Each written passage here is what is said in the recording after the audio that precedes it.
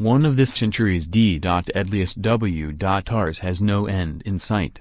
The Syrian conflict that began in 2011 as a peaceful uprising against President Bashar Assad's regime has escalated into a full-scale civil war, and it's now one of this century's deadliest. The latest chapter, a deadly toxic gas allegedly used against civilians. Opposition activists say 40 people died after a chemical attack late Saturday. They blame the Syrian government. First responders and relief workers said Sunday they discovered families asphyxiated in homes and shelters in the suburbs of Damascus. The images are ghastly. President Trump on Monday condemned the heinous attack and said he'd decide within 48 hours on the U.S. response.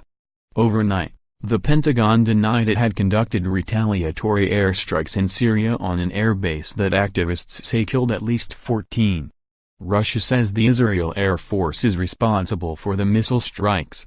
Patrick Reed, winner of the 2018 Masters, is the most controversial man in golf. He's been disliked from the moment he announced his presence nearly 5 years ago and hasn't done much to change opinions.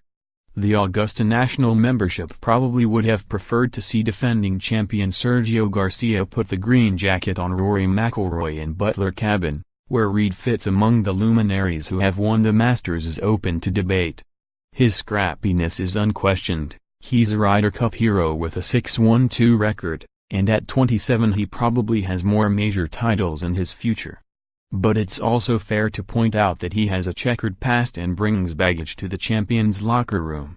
Adds Steve Wozniak, the guy who co-founded Apple with Steve Jobs, among the growing number of people who are dropping the social network for good.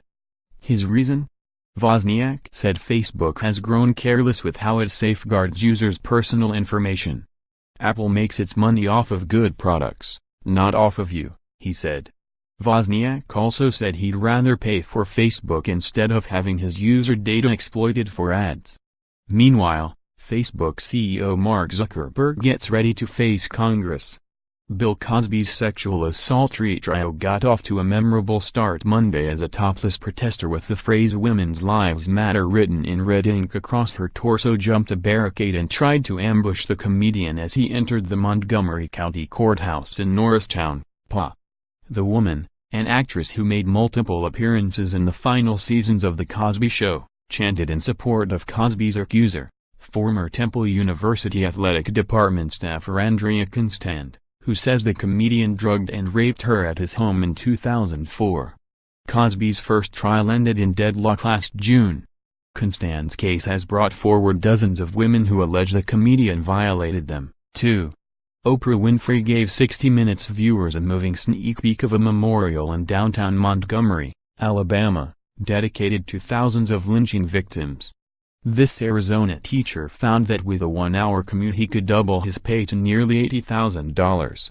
Meanwhile, the massive teacher protests in Oklahoma have entered a second week.